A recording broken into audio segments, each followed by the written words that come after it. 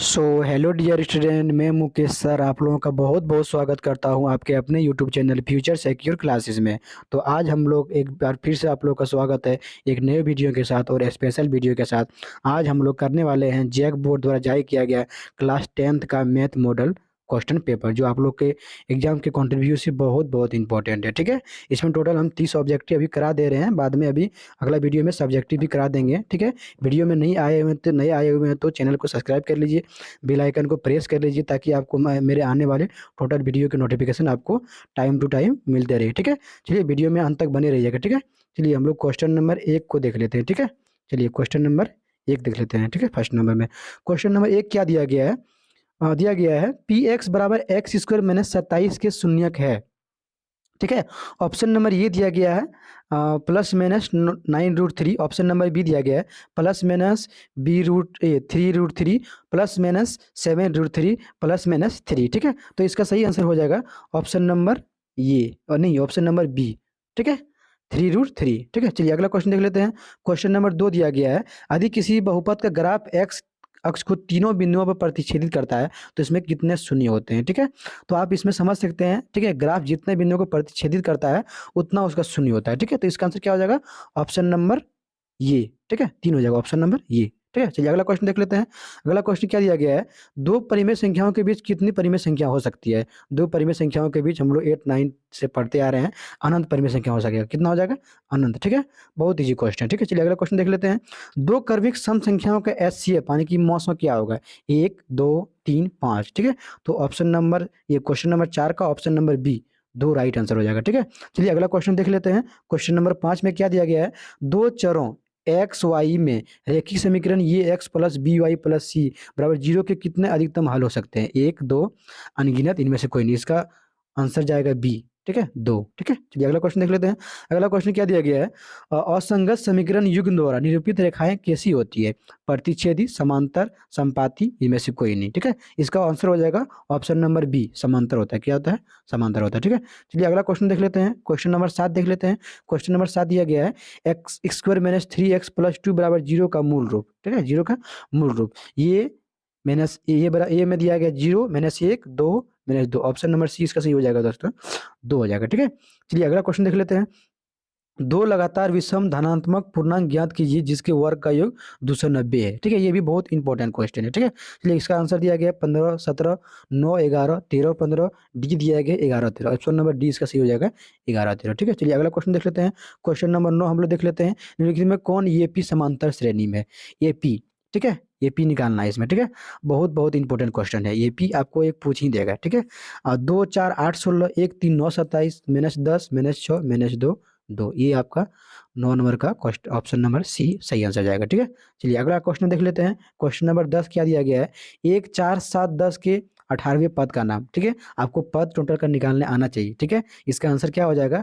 Option A 50, option B 45, option C 55, option D 35। ठीक है, तो क्वेश्चन नंबर 10 का ऑप्शन नंबर सी सही आंसर हो जाएगा 52। ठीक है, कितना हो जाएगा? 52। ठीक है, चलिए अगला क्वेश्चन देख लेते हैं। अगला क्वेश्चन क्या दिया गया है?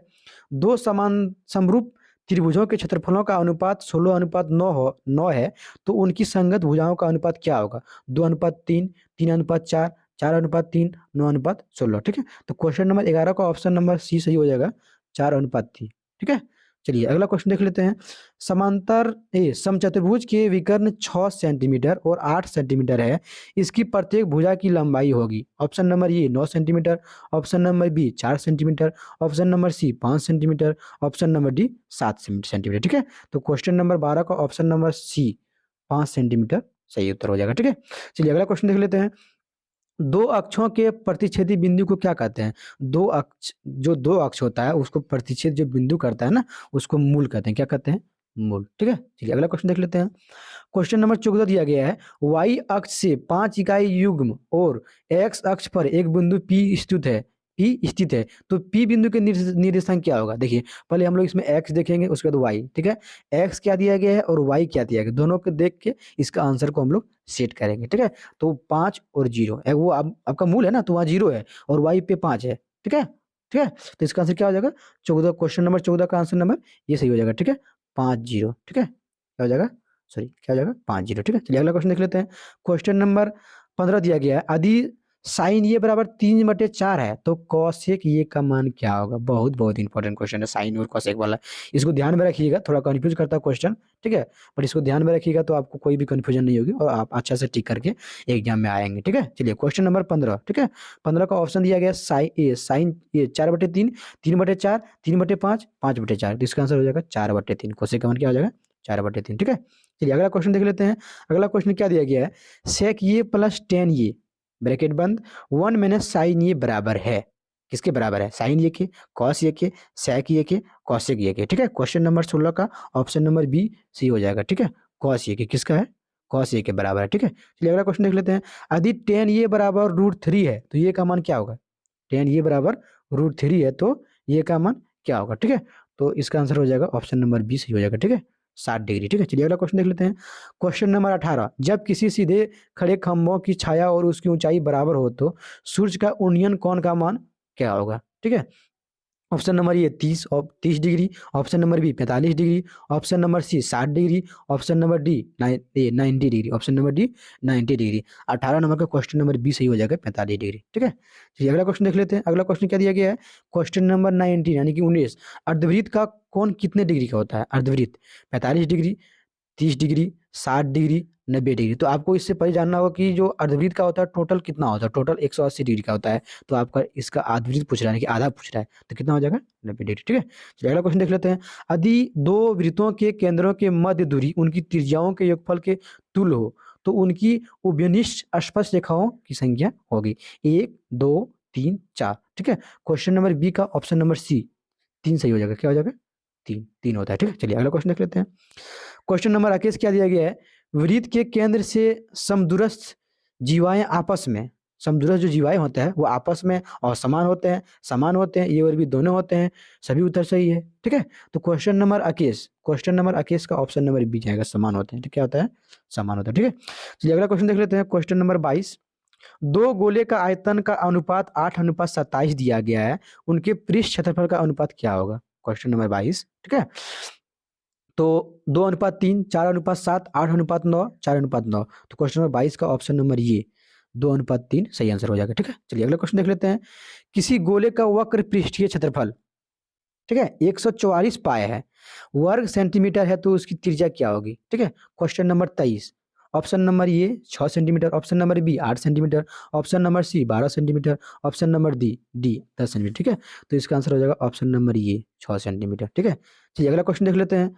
कि एक सिक्के को उछालने पर जीत आने की प्रायिकता है। एक सिक्के को जब हम लोग उछालते हैं तो उसमें जीत आने की प्रायिकता क्या है, ठीक है। 1/2 0, तो 1/2 इसका आंसर होगा, ठीक है। क्या हो जाएगा? 1/2, ठीक है। चलिए अगला क्वेश्चन देख लेते हैं। क्वेश्चन नंबर 25 दिया गया है। निश्चित घटना की प्रायिकता, देखो आज आप इसमें दो चीज को याद रखिएगा, दो चीजों को आप दिमाग में कंठस्थ रखिएगा। एक निश्चित पूछ सकता है, एक आपको अनिश्चित पूछ सकता है, ठीक है। तो निश्चित जब पूछा जाए तो आपका कितना हो जाएगा? इसका आंसर 1 हो जाएगा। क्या हो जाएगा? 1, ठीक है। और अनिश्चित तो अनिश्चित है उसका, ठीक है, कुछ भी आ सकता है। चलिए अगला क्वेश्चन देख लेते हैं। क्वेश्चन नंबर 25, एक पासा को उछाला जाता है तो सम संख्या आने की प्रायिकता, एक पासा को आप उछालेंगे तो सम संख्या कितना बार आ सकता है? क्वेश्चन नंबर 26, ठीक है। एक पासा को उछालेंगे तो कितना आ सकता है? 1/2 आ सकता है। कितना आ सकता है? 1/2 पूरा में से आपको एक बार में सम आएगा, एक बार में विषम आएगा। 6 गोटी होता है, 3 गो सम, 3 गो विषम, तो 1/2 हो जाएगा, ठीक है। चलिए अगला क्वेश्चन देख लेते हैं। यदि x+2, 3x और 4x+1 समांतर श्रेणी में है तो x का मान क्या होगा? Question number 27, option number A 1, option number B 2, option number C 3, option number D 4। तो इसका आंसर हो जाएगा ऑप्शन नंबर सी 3 हो जाएगा, ठीक है। चलिए अगला क्वेश्चन देख लेते हैं। अगला क्वेश्चन क्या दिया गया है? यदि 6, 8, 9 x तथा 13 का माध्य 10 हो तो x का मान ज्ञात करना है। ऑप्शन नंबर ए, क्वेश्चन नंबर 28 का ऑप्शन नंबर ये दिया गया 12, 13, 14, 15। इसका आंसर हो जाएगा C number, option number C सही जाएगा 14, ठीक है। चलिए अगला क्वेश्चन देख लेते हैं। 2, 6, 4, 5, 0, 2, 1, 3, 2 का बहुलक है। बहुलक आप समझ सकते हैं, बहुलक का मतलब जो बहुत बार आता है। तो आप इसमें देखिए बहुत बार क्या आ रहा है, ठीक है। ऑप्शन नंबर ये 2 बहुत बार आ रहा है, तो इसको आराम से ठीक कर लेंगे तो आपका सही हो जाएगा, ठीक है। चलिए अगला क्वेश्चन देख लेते हैं। अब यहाँ पे माध्यक पूछ रहा है, ठीक है। 8, 7, 12, 15, 10, 9, 11 की माध्यका क्या होगा? माध्यका, ठीक है। आप इसको आरोही क्रम में सजाएंगे और बीच में आपका जो आ गया वही आपका माध्यक है, यानी कि ऑप्शन नंबर ये सही हो जाएगा, ठीक है। ऑप्शन नंबर ये सही हो जाएगा, ठीक है? तो आपको अच्छी सी एग्ज़ाम की बेहतर तैयारी के लिए जैक मॉडल सेट जो जारी किया गया 2025 के साथ-साथ आपको पीछे जो मॉडल सेट जारी किया गया उसको भी देखना ज़रूरी है, ठीक है? तो अभी मैं टोटल सेट करा चुका हूँ, अगर आप अभी तक science, social science, English, Hindi को नहीं देखे हैं, तो आप कृपया जाके उसको देख लीजिए, ताकि आपका एग्ज़ाम का तैयारी बेहतर ढंग से हो पाए और इतना दिन जो सारा हम लोग क्या पढ़े, नहीं पढ़े हैं, ठीक है? इसका कोई मीनिंग नहीं निकलता है, ठीक है? अब लास्ट टाइम जो मतलब मिला है, लास्ट टाइम जो बचा हुआ है, इसमें ज़्यादा से ज़्यादा जो अपने आप को इम्प्रूव करेगा, उसी का रिज़ल्ट भी इम्प्रूव होगा, ठीक है? तो बात को ध्यान में रखिए, ठीक है? आज के लिए इतना ही, मिलते हैं अगली ही वीडियो में, तब तक आप लोग को बहुत-बहुत धन्यवाद, ठीक है? आप लोग अच्छा से मन लगा के पढ़ाई कीजिए, ठीक है?